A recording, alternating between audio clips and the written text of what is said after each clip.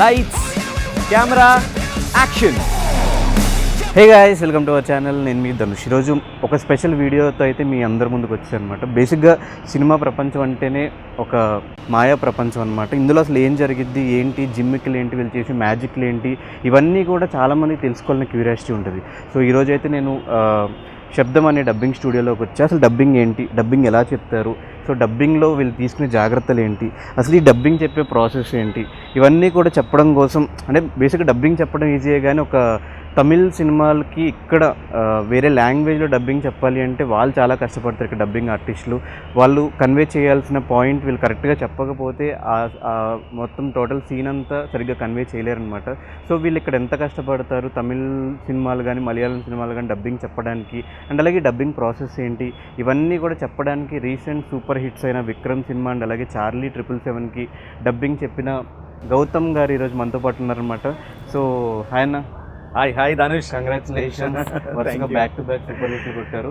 So నేనైతే ఈరోజు మా వ్యూవర్స్కి ఈ డబ్బింగ్ జరిగే ప్రాసెస్ ఏంటి, తమిళ్ డబ్బింగ్స్ ఇక్కడ ఎలా చెప్తారు, ఓకే ఎలాంటి డిక్షన్తో, ఓకే అంటే మీరు కన్వే చేస్తారు, స్ట్రైక్ మూవీస్ అయితే ఎలా చెప్తారు, అదర్ మూవీస్ నుంచి తెలుగు డబ్బింగ్స్ అయితే ఎట్లా చెప్తారు తెలుసుకోవాలి. ఈ ప్రాసెస్ అంతా కూడా ఓకే. ఇక్కడ నుంచి మా కెమెరాని మీకు అప్ చెప్పేస్తాం. మా వ్యూవర్స్కి నీట్గా అర్థమయ్యేలాగా డబ్బింగ్ ఏంటి, ఎలా జరిగింది ఏంటి, మొత్తం ప్రాసెస్ అంతా మీరు చెప్తారనుకున్నా. థ్యాంక్ యూ సో మచ్ మాకు అడగగానే ఒప్పుకున్నందుకు, స్టూడియోకి వచ్చి పిలిచినందుకు. సో ఇప్పుడు మనం శబ్దం అనే డబ్బింగ్ స్టూడియోలో ఉన్నాము, జూబ్లీ హిల్స్, హైదరాబాద్లో. హైదరాబాద్లో చాలా డబ్బింగ్ స్టూడియోస్ ఉన్నాయి. అండ్ అందులో like Prasad lab, the most famous Prasad labs, Shabdalaya studio, Rama Naidu studio, Annapurna studio, ఇంకా ఇలాంటి చాలా స్టూడియోస్ ఉన్నాయి. సో ఇప్పుడు మనం జూబ్లీ హిల్స్లో శబ్దం స్టూడియోలో ఉన్నాం. ఇప్పుడు మన ధనుష్ అడిగినట్టు లైక్ డబ్బింగ్ ప్రాసెస్ ఎట్లా జరుగుతుంది అవన్నీ మీకు చెప్పడానికి ప్రయత్నిస్తాను.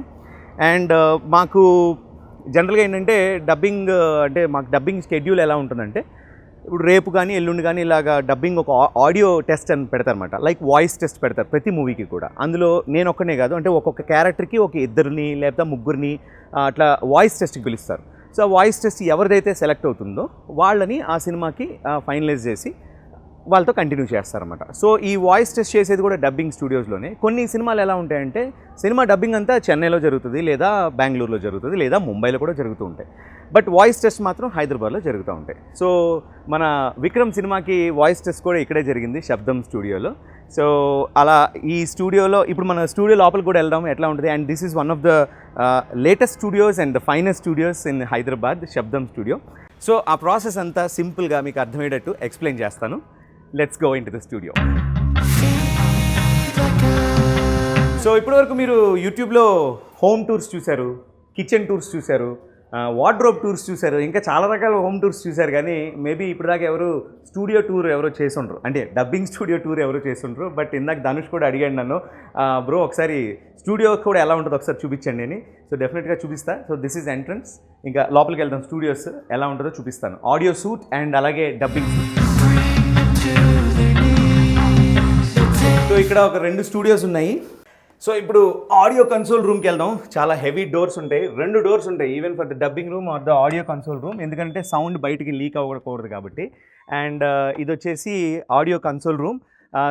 డబ్బింగ్ ఇంజనీర్ కూడా ఇక్కడే కూర్చుంటారనమాట. సో ఇది వాళ్ళ కన్సోల్, అండ్ ఇక్కడ వాళ్ళు చూస్తూ ఉంటారు. అటు సైడ్ మేము డబ్బింగ్ చెప్తూ ఉంటాం.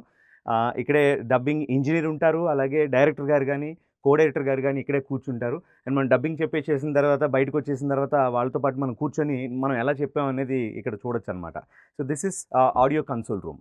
అటు సైడ్ది డబ్బింగ్ రూమ్, అది కూడా వెళ్దాం పద. కింద కన్సోల్ రూమ్ చూసాం, ఇది డబ్బింగ్ రూమ్. చూడండి డోర్ ఎంత లావు ఉన్నాయి, ఒక్కొక్క డోర్స్ డబల్ డోర్స్ ఉంటాయి. సో రండి. So this is dubbing room. And కొంతమంది కూర్చొని చెప్తారు, కొంతమంది నించొని చెప్తారు. This is our mic and these are our headphones. And ఇదిగో ఆడియో టెక్నికా హెడ్ ఫోన్స్ వాడతాం, సెన్హైజర్ హెడ్ ఫోన్స్ వాడతాం. సో ఆ ప్రిసైజ్ ఆడియో కూడా మాకు బాగా క్లియర్గా వినిపిస్తుంది అనమాట. మైక్స్ చాలా సెన్సిటివ్ మైక్స్ ఉంటాయి, చూడడానికి ఇంతే చిన్న బిస్కెట్ లాగా ఉంటాయి, చిన్న కోవా మొక్కలాగా ఉంటాయి, కానీ these are very expensive mics. And I think this is AKG mic. Neumann mics కూడా ఉంటాయి, దిస్ ఇస్ ఏకేజీ. అట్లాగా నాయ్మెన్ మైక్స్ అని, సెన్హైజర్, ఇట్లా కొన్ని మంచి కాస్ట్లీ మైక్స్ కూడా ఉంటాయి. If you observe in the పెద్ద స్టూడియోస్, శబ్దాలయ స్టూడియో కానీ లేకపోతే ప్రసాద్ ల్యాబ్స్ కానీ, అన్నపూర్ణ స్టూడియో ఇట్లాంటివన్నీ కూడా చాలా ఎక్స్పెన్సివ్ మైక్స్ ఉంటాయి అన్నమాట. ఒక్కొక్క మైక్ 5 lakhs 6 lakhs ఉంటాయి. You believe? ఇంత చిన్న చిన్న మైక్స్ కొన్ని 10-15 lakhs ఉన్న మైక్స్ కూడా ఉంటాయి. ఈవెన్ యూనో బాహుబలి సినిమాకి ఎట్లా చేశారంటే 3 మైక్స్ పెట్టారు. ఒకటి వచ్చేసి ఇప్పుడు నేను పెట్టుకున్నాను కదా, this is called lapel mic. ఇది వచ్చేసి నార్మల్ మైక్. ఇంకోటి వచ్చేసి బూమ్ స్టిక్ మైక్ పెడతారనమాట. ఎందుకు ఇన్ని మైకులు పెడతారు అని అంటే, బూమ్ స్టిక్ మైక్ పెడితే అంటే ఇప్పుడు మనకి ఇంగ్లీష్ మూవీస్ ఎట్లాగా షూట్ చేసినప్పుడు ఎట్లా అంటే లైక్ పైలట్ ఆడియో ఉంటుంది అంతే.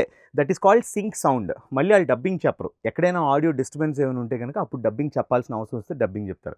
సో అందుకని బూమ్ స్టిక్ మైక్ పెడతారు, బట్ మీకు ఫ్రేమ్లో కనబడదు అనమాట. సో అట్లాగా బూమ్ స్టిక్ మైక్ పెడతారు. ఈవెన్ ఇప్పుడు రామానాయుడు స్టూడియోలో కూడా మేము కొన్ని వెబ్ సిరీస్కి డబ్బింగ్ చెప్తాం. ఇంక ఈ మైకు తీసేశారు, ఈ మైకు తీసేశారు. డైరెక్ట్గా బూమ్ స్టిక్ మైకు ఇంత చిన్న కడ్డీలాగా ఉంటుంది, ఒక రాడ్ లాగా ఉంటుంది అంతే. జస్ట్ ఆ రాడ్ ఇలా పక్క నుంచి ఇలా ఉంటుంది. మేము ఇలా స్క్రీన్ చూస్తూ డబ్బింగ్ చెప్తాం అనమాట. This is our equipment. కొంతమంది నించొని చెప్తారు, కొంతమంది కూర్చొని చెప్తారు. జనరల్గా I prefer sitting and telling.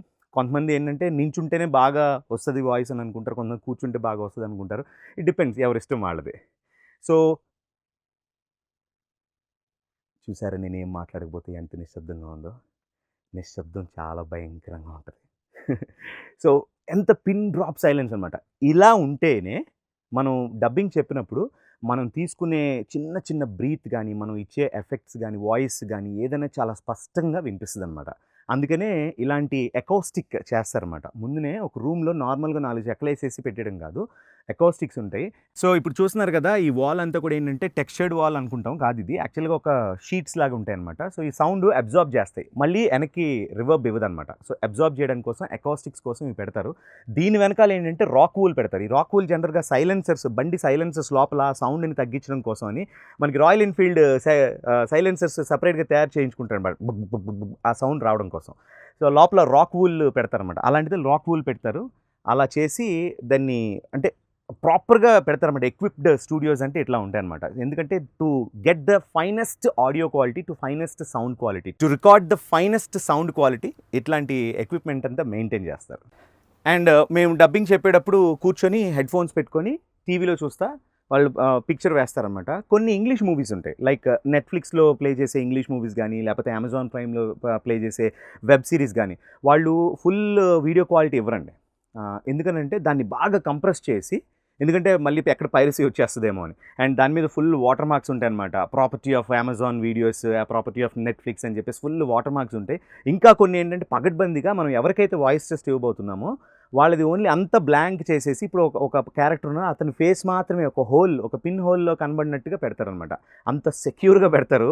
ఎందుకంటే ఇంటర్నేషనల్ మూవీస్ కదా, కొన్ని వేల కోట్లతో తీస్తారు కదా సినిమాస్, బయటికి వెళ్ళిపోకుండా ఉండడం కోసం రిలీజ్ అయినంత వరకు చాలా స్ట్రింజెంట్ మెజర్స్ తీసుకుంటారు. కొన్ని ఎలా ఉంటాయంటే, ఇప్పుడు రామానాయుడు స్టూడియోలో ఎలా ఉంటుందంటే పెద్దది ఒక వాల్ ఎంత పెద్దది ఉంటుందో అంత పెద్ద స్క్రీన్ మీద వస్తుంది అనమాట. అంటే మనం డైరెక్ట్గా సినిమా థియేటర్లో చూస్తూ ఎలా అయితే మనం డబ్బింగ్ మూవీ ఎక్స్పీరియన్స్ చేస్తాము, డబ్బింగ్ చెప్పేటప్పుడు కూడా అంత పెద్ద స్క్రీన్ ఉంటుంది.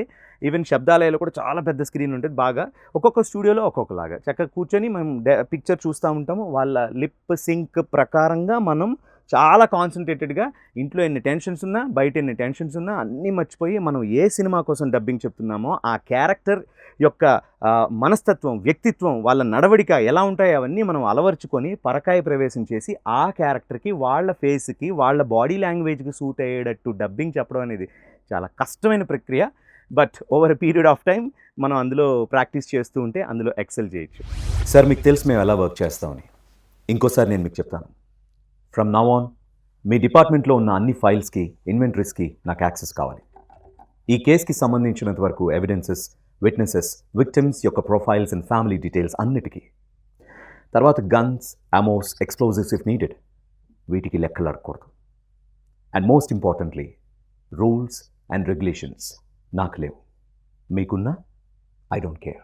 Sadhguru save the soil campaign కోసం ఈ వాయిస్ ఓవర్. ఇప్పుడు మనం ఎదుర్కొంటున్న సమస్య మట్టి అంతరించిపోతూ ఉండడం. ఇప్పటికే చాలా దేశాల్లో 50% పైగా మట్టి పైపొరను కోల్పోయాం. ప్రతి బాధ్యత గల శాస్త్రజ్ఞుడు స్పష్టంగా ఏం చెప్తున్నాడంటే 2045 కల్లా మనం 40% తక్కువ ఆహారాన్ని ఉత్పత్తి చేస్తాం. మన జనాభా 920 కోట్లకు చేరుకుంటుంది. నాగరికత కుప్పకూలిపోతుంది. ఆహారం లేకపోతే అంతర్యుద్ధాలు మొదలవుతాయి. ఇది మనం చూడబోయే ఒక భయంకరమైన ప్రపంచం. దాన్ని మనమే తయారు చేస్తున్నాం, కానీ దీన్ని మనం మార్చగలం. అందుకనే మట్టిని రక్షించే ఉద్యమాన్ని చేపట్టాం. Save soil. Heal in the name of Jesus! Heal in the name of Jesus! Touch! Touch! Touch! పరిశుద్ధాత్మ కలిగిన యెహోవా మీ అందరికీ స్వస్థత చేకూర్చును. The power of God, the power of Jesus. Thank you God for your love. Thank you God for your kindness. Thank you God for your miracle touch. Bigg Boss programme అయిపోయిన తర్వాత ads continuous వస్తాయి కదా, so ఈ విధంగా ఉంటుంది. Big boss season 5 సమర్పిస్తున్న వారు Colgate smile చేయండి స్టార్ట్ చేయండి real mango drink co presented by Oppo F17 Pro flaunted your ways Kandan Sheen for projects India private limited భావితరాలకు బంగారు నమ్మకం పవర్డ్ బై GRB నెయ్యి పూసగా అమ్మ చేసిన నెయ్యిలాగానే పంకజ్ కస్తూరి బ్రీత్ ఈజీ కస్వాసి దమ్ ఈజీగా హైజీన్ పార్ట్నర్ హైజీనిక్స్ కేవలం రక్షణ కాదు సూపర్ రక్షణ special partner Tenali edible horse మినపగుళ్ళు ఒక కప్పుకు 12 కప్పులు MTR బ్రహ్మాండమైన రుచికి మీ రహస్యం పారగాన్ ఫుట్వేర్ పారగాన్ ఇండియా యొక్క style kitchen appliances partner Preethi zodiac 2.0 ప్రతిరోజు ఆహారం ఆరోగ్యకరమైన ఆహారం cosmetic partner lip colour free with Eyetex Dazzler eyeliner pen in association with TVS Apache RTR series Racing DNA Unleashed Fortune Refined Sunflower Oil very light ఇప్పుడు Patny centre లో Chandra brothers Ashwini hair oil controls hair fall Dabur honey Haier bottom mounted refrigerator. ఈ విధంగా చెప్పాలి. వాళ్ళు 35 seconds లో చెప్పాలంటే 35 లో, 40 seconds లో చెప్పాలంటే ఎగ్జాక్ట్ 40 seconds లో చెప్పాలి. ఒకవేళ 42 వచ్చింది అనుకోండి మళ్ళీ ఫస్ట్ నుంచి చెప్పాలి. 38 వచ్చింది అనుకోండి మళ్ళీ ఫస్ట్ నుంచి చెప్పాలి. సో ఎగ్జాక్ట్గా మనం టైం మైండ్లో ఒక టైమర్ పెట్టుకోవాలి. ఇక్కడ చూడడానికి ఏముండదు, ఓన్లీ ఇలా స్క్రిప్ట్ ఇస్తారనమాట. ఈ స్క్రిప్ట్ చూస్తూ ఓకే ఒక లైన్ తర్వాత ఏ లైన్ ఉంది అంత ఫాస్ట్గా చెప్పినా కూడా అంటే లైక్ వాళ్ళ నేమ్స్ కంపెనీ యొక్క నేమ్స్ కానీ ప్రొనౌన్సియేషన్ ఏది తప్పు రాకూడదు అనమాట. సో ఈ విధంగా స్క్రిప్ట్ ఇస్తారు. ఆ స్క్రిప్ట్ తగ్గట్టుగా యాజ్ ఇట్ ఈస్ ఫటాఫట్ నాన్ స్టాప్ సింగిల్ టేక్లో చెప్పాలి. సో ఇందాక మీరు నన్ను అక్కడ డబ్బింగ్ రూమ్లో చూశారు కదా, సో అది డబ్బింగ్ రూమ్. ఇది వచ్చేసి ఆడియో కన్సోల్ రూమ్ అంటారనమాట, లేదా ఇంజనీర్స్ రూమ్ అని కూడా అంటారు. సో ఇక్కడ ఇంజనీర్ ఉంటారు. ఇది వచ్చేసి శబ్దం స్టూడియో జూబ్లీ హిల్స్లో ఉంది. He's our engineer Shiva. So మేము రికార్డ్ చేసినవన్నీ కూడా అంటే లైక్ మేము ఇచ్చిన వాయిస్ అంతా కూడా వీళ్ళు ఎగ్జాక్ట్గా సింక్లో, మేము సింక్లో చెప్పినా చెప్పకపోయినా వీళ్ళు ఎగ్జాక్ట్లో లిప్ సింక్ మెయింటైన్ చేసి ఒకవేళ సరిగ్గా లేకపోతే ఇంకొక టేక్ అని చెప్పి అట్లా ఫైన్ ట్యూన్ చేసి మనది పెడతారనమాట. అట్లాగే ఇప్పుడు ఈ ట్రాక్ చూస్తున్నారు కదా, ఇప్పుడు విక్రమ్ సినిమాకి సంబంధించిన ఒక ట్రాక్ ఒకటి పెట్టాను. ఇలా ట్రాక్స్ కనిపిస్తూ ఉంటాయి అనమాట. ఇందులో ఎవరెవరు చెప్పారు, ఇక్కడ పేర్లు ఉన్నాయన్నమాట. ఇట్లా అంటే అమల, గోపి, రమేష్, ఫణివంశీ, శ్యామ్, ఇట్లా వీళ్ళందరూ వర్క్ చేసిన వాళ్ళు ఆ ట్రాక్ నేమ్ పెట్టేస్తారనమాట. ఆర్టిస్ట్ యొక్క నేమ్ ఆ ట్రాక్కి అట్లా పెడతారనమాట. సో దట్ ఒకవేళ ఆ వాయిసే పర్టికులర్గా మనం వినాలి అని అనుకుంటే అట్లా. ఇదంతా ఏంటంటే బ్యాక్ ఎండ్, చూసే ప్రేక్షకులకి ఇదంతా తెలియదు కదా. సో డబ్బింగ్ జరిగినప్పుడు ఏంటంటే డబ్బింగ్ ఆర్టిస్ట్కి ఇట్లా అన్నీ తెలుస్తాయి అనమాట. ఓకే మా ట్రాక్ ఇట్లా వచ్చింది, ఇలా ఉంది అని తెలుస్తుంది అనమాట. చూసారు కదా, ఇది వేవ్ ఫామ్, ఇది ట్రాక్ వేవ్ ఫామ్. ఈ పైకి వచ్చేది క్రెస్ట్ అండ్ ట్రఫ్స్ అంటారనమాట ఇవి. సో వీటిల్లో ఏమైనా మనం మాట్లాడేటప్పుడు గ్లిచెస్ వస్తాయి. అంటే లైక్ ఇప్పుడు లిప్స్ సౌండ్స్ అట్లా ఉన్నాయనుకోండి, ఆ చిన్న డిస్టర్బెన్స్ ఏముంటే అదొక్క దాన్ని మాత్రమే వీళ్ళు ఐడెంటిఫై చేసి, బ్రీత్ సౌండ్స్ ఏమైనా ఉంటే అలాంటివి ఐడెంటిఫై చేసి దాన్ని మాత్రమే ఆ రీజన్ని సెలెక్ట్ చేసి అది డిలీట్ చేసి, అందుకే నన్ను మన ఆడియోని ఎన్హాన్స్ చేస్తారు, ఇంకా ఫైన్ ట్యూన్ చేస్తారు, ఇంకా బాగా వినబడేటట్టు చేస్తారు. That's the speciality of our audio engineers అనమాట. అండ్ ఇది వచ్చేసి సౌండ్ కార్డ్ అంటుంటారు కొంతమంది, ఇక్కడ సౌండ్ కార్డ్ ఇది ఆడియో ర్యాక్ అనమాట. కొన్ని స్టూడియోస్లో సౌండ్ కార్డ్స్ పెడతారు, కొంతమంది ఫేడర్స్ పెడతారు, ఆడియో కన్సోల్ ఉంటుంది పెట్టింది. ఒక్కొక్క స్టూడియోలో ఒక్కొక్క సిస్టమ్స్ అనమాట. అండ్ ఇది వచ్చేసి talk back switch and this is talk back mic.